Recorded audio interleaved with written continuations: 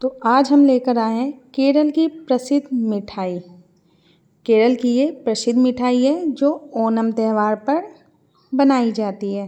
तो खन्ना जी की रसोई में आप सभी का स्वागत है फिर से एक नई रेसिपी के साथ। तो ये देखिए गेहूं का आटा है, मैदा, दही, थोड़ा सा देसी घी, इलायची और ये दूध का पाउडर, बेकिंग सोडा थोड़ा सा। अब इन सभी को साइड करके एक बाउल लिए हैं। बाउल में हम सबसे पहले बाउल में दही डालेंगे। 1.5 चम्मच हम फ्रेश दही लिए हैं। दही के बाद इसमें हम थोड़ा सा डालेंगे बेकिंग सोडा। बेकिंग सोडा हम आधी चम्मच के लगभग डालेंगे, आधी चम्मच से भी कम। और इसके बाद हम इसमें ऐड करेंगे देसी घी। आप इसमें देसी घी ही ऐड करें, रिफाइन या कुछ और नहीं ऐड करना है, नहीं तो टेस्ट में अंतर आ जाएगा। ये 1.5 चम्मच हम देसी घी डालें हैं। अब इसे बहुत अच्छे से हम फेंट लेंगे ताकि इसमें लम्स जो रहे वो लम्स ना बने, अच्छे से आप इसे फेंट लें। तब देखिए इस तरह से हम फेंट लेंगे। आप चाहें तो इसमें मैदा स्किप कर सकते हैं, सिर्फ आटे का भी बना सकते हैं। और अगर आप चाहें तो दोनों चीज़ मिक्स करके भी बनाइए, बहुत अच्छा घर में ये मिठाई बनकर तैयार होती है। कम सामग्री में तैयार होने वाली मिठाई है। ये केरल की प्रसिद्ध मिठाई है, इसे हम पाला कहते हैं। अब देखिए ये मैदा लिए हैं, हम कप से 1.5 कप मैदा लिए हैं और 2 कप आटा। अगर आप मैदा स्किप करना चाहते हैं तो आप 3.5 कप डायरेक्ट आटा ले लीजिए, आटा से ही बनाइए। ये हम छन्नी से अच्छे से छान दे रहे हैं ताकि थोड़ा बहुत भी कुछ भी मोटा सा कुछ भी इसमें रहे तो आसानी से वो निकल जाए। छान कर ही आप बनाएं इसे, बहुत अच्छे से ये बनेगा। अब इसमें हम आटा भी ऐड कर दिए है। जो भी सामग्री ली है अभी इसमें मिल्क पाउडर डालेंगे, मिल्क पाउडर को भी हम अच्छे से छान लेंगे। तो ये देखिए अच्छे से इस तरह से आप छान लें। अब इसमें मिल्क पाउडर ऐड करें। ये बहुत आसानी से मिठाई बनकर तैयार हो जाती है। ऐसे तो केरल में ओणम का त्यौहार 10 दिनों तक चलता है।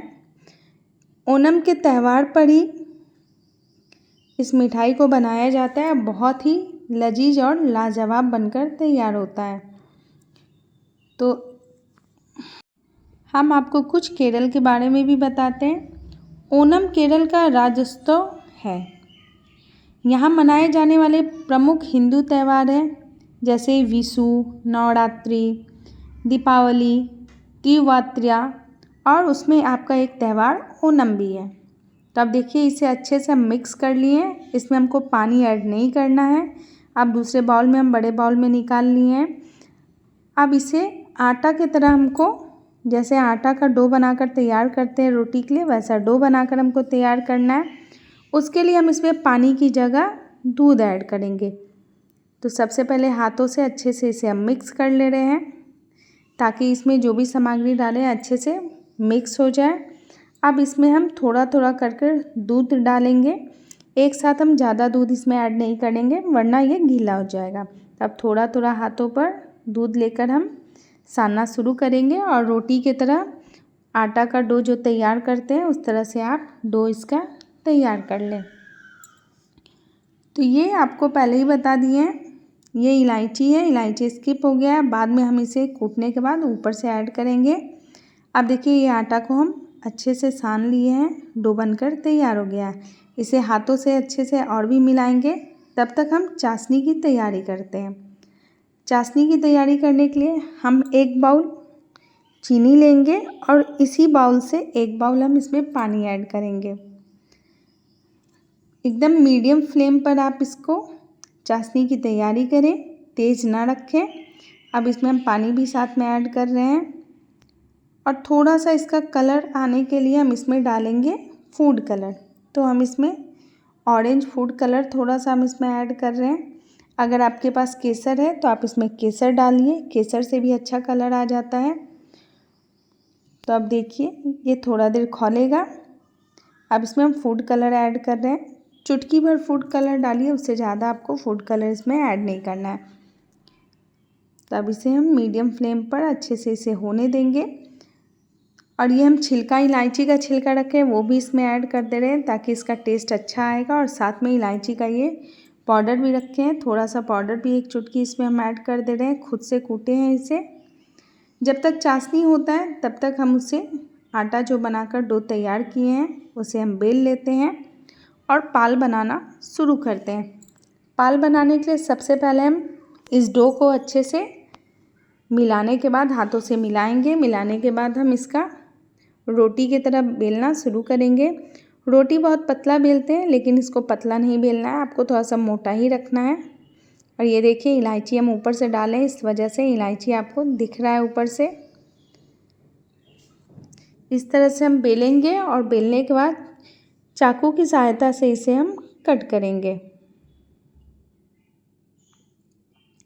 ये देखिए बहुत ज़्यादा पतला ना बेलें, पतला बेल देंगे तो फिर इस मिठाई का मज़ा नहीं आएगा, बहुत अच्छा मिठाई बनकर ये तैयार नहीं होगा। तो ओणम केरल की प्रसिद्ध त्यौहार है, प्रसिद्ध त्योहारों में से है। तो इसी तरह हम केरल की और भी रेसिपी आप लोगों के सामने लेकर आएंगे। तो जो लोग मेरे चैनल को सब्सक्राइब नहीं किए हैं अभी तक, प्लीज़ सब्सक्राइब ज़रूर कर दें, बेल आइकन बटन ज़रूर प्रेस करें, जिससे मेरी हर छोटी बड़ी छोटी छोटी रेसिपी की नोटिफिकेशन आप तक पहुंच जाए। तो हर स्टेट की अलग अलग रेसिपी हम आपके लिए लेकर ज़रूर आएंगे। तो इस तरह देखिए आज हम ओणम का प्रसिद्ध मिठाई लेकर आए हैं जिसे पाल कहते हैं। और केरल की और भी प्रसिद्ध रेसिपी हैं जिसमें अप्पम, कलप्पम और पतीरा, बहुत सारे ऐसे रेसिपी हैं। तो हम ऐसी ऐसी रेसिपी आपके सामने लेकर ज़रूर आएंगे हर स्टेट का। तो ये देखिए हम इसे बेलने के बाद इक्वल कट कर लिए हैं, इसी तरह से आप कट करें। इसे हम साइड से निकाल ले रहे हैं, इसलिए निकाल लिए ताकि सभी एक जैसा अच्छे से ये दिखे। और जितना भी आटा इसमें बचेगा फिर उसको हम बेल कर इसी तरह से बनाकर रख लेंगे। तो आपको आज ये भी बता दिए। और एक चीज़ और आपके साथ हम शेयर करना चाहेंगे, आपको बताएं कि केरल में और भी बहुत सारी चीज़ें प्रसिद्ध हैं, जैसे कि बहुत सारा शहर है वो भी प्रसिद्ध है, बहुत सारे शहर में जगह है वो भी प्रसिद्ध है, जिसमें कोचिज बंदरगाह आता है, भारतीय नौसेना, तटरक्षक बल, अन्य प्रमुख रासायनिक उद्योग का घर भी केरल में है। तो केरल सिर्फ खान पान के लिए ही नहीं और भी चीज़ों के लिए प्रसिद्ध है। और यहाँ बहुत सारी अच्छी अच्छी जगह है, टूरिस्ट प्लेस है, घूमने लायक जगह है। आप गर्मियों के छुट्टियों में आसानी से वहाँ जाकर घूम सकते हैं। तो ये देखिए इसी तरह जो आटा मेरा बचा है उसे भी हम अच्छे से कट कर ले रहे हैं, जैसे पहले कट किए थे उसी तरह से हम कट करेंगे। तो खन्ना जी की रसोई में आप कमेंट के माध्यम से अपना अनुभव ज़रूर शेयर करें और ज़रूर बताएं कि आपको मेरी बनाई हुई रेसिपी कैसी लगती है, आप हमें ज़रूर बताएं। आप लोग को एक चीज़ और बताएं कि आप लोगों को पता होगा कि केरल की स्थापना कब हुई थी। केरल अपना स्थापना दिवस केरल पृथ्वी दिवस के रूप में मनाता है। इसका गठन 1 नवंबर 1956 को देश की आज़ादी के काफ़ी समय बाद हुआ था। जब तक हम रेसिपी बना रहे हैं इसके साथ साथ केरल की कुछ प्रमुख बातें भी आपको हम बता देते हैं। मिठाई के बारे में बता ही दिए, प्लेस क्या है वो भी बता दिए, टूरिस्ट प्लेस है वो भी आपके साथ हम शेयर किए हैं। तब आइए हम पाल को छानने की तैयारी करते हैं। पाल को छानने के लिए ये पैन में हम तेल चढ़ा दिए हैं जो गर्म हो गया है। बहुत ज़्यादा तेल हमको इसमें यूज़ नहीं करना है, रिफाइंड डाले हैं। अब इसको हम एक एक करके इसमें डाल दें और डार्क गुलाबी होने तक इसे हम लाल करेंगे। इस बात का आप ध्यान रखें कि गैस का फ्लेम मीडियम रखें, बहुत ज़्यादा तेज़ ना रखें। अगर तेज़ रखेंगे तो ये अंदर से कच्चा रह जाएगा। तो आप गैस का फ्लेम मीडियम रख के बनाएंगे तो आसानी से ये दोनों साइड से हो जाएगा और अंदर से कच्चा भी नहीं लगेगा खाने के टाइम में। तो ये देखिए अब इसे धीरे धीरे कर हम पलट देंगे। जब तक आइए हम चाशनी देखते हैं। चाशनी भी हमारा लगभग हो ही गया है। ये देखिए चाशनी का भी सीरा बनकर तैयार हो गया। बहुत ज़्यादा सीरा हमको कड़ा नहीं बनाना है, बस हाथों पे थोड़ा सा चिपचिपा आना चाहिए। इस तरह से हमको बनाकर तैयार करना है। तो ये देखिए सीरा हमारा हो गया है। सीरा को हम ठंडा होने देते हैं। तब तक हम पाल जो बनाए हैं इसे 1-2 बार पलट देते हैं। पलटने के बाद एकदम इसे ब्राउन होने के लिए छोड़ेंगे। जब तक ये ब्राउन नहीं हो जाएगा तब तक आप इसे तलते रहेंगे और गैस का फ्लेम मीडियम रखेंगे। ऐसा नहीं है कि रेड करना है आपको, इसको ब्राउन करना है तो गैस का फ्लेम तेज़ करके हम जल्दी जल्दी कर लें, ऐसा नहीं है। अगर आप ऐसा करेंगे तो अंदर से कच्चा रह जाएगा। और ये एक ऐसी रेसिपी है, मिठाई है, जो आसानी से घर में जो आपके पास सामग्री है उससे आसानी से बन जाएगी। ऐसा कुछ भी नहीं है कि आपको मार्केट से बहुत ज़्यादा कुछ ऐसा लाना है, ना इसमें मेवा का खर्चा है, किसी चीज़ का भी आपको इसमें खर्चा नहीं है, ना मेवा, खोआ, ड्राई फ्रूट, ऐसा कुछ नहीं है। बस लास्ट में थोड़ा डेकोरेशन के लिए हम ड्राई फ्रूट यूज़ करेंगे थोड़ा सा। आप अपने अनुसार डेकोरेशन कर सकते हैं। आप देखिए ये लाल हो गया है अच्छे से। अब एक बार और इसे हम अच्छे से पलटेंगे। पलटने के बाद थोड़ा सा और लाल करेंगे। तो जब तक आइए हम केरल की और भी चीज़ें आपको बताते हैं। केरल भारत का एक खूबसूरत समुद्र तटीय राज्य है। केरल जो है वो भारत का एक बहुत ही खूबसूरत जगह है। यह राज्य न केवल अपने खूबसूरत समुद्र तट के लिए प्रसिद्ध है, बल्कि यहाँ जो टूरिस्ट हैं वो लोग भी घूमने के लिए आते हैं। ये बहुत ही प्रसिद्ध जगह है।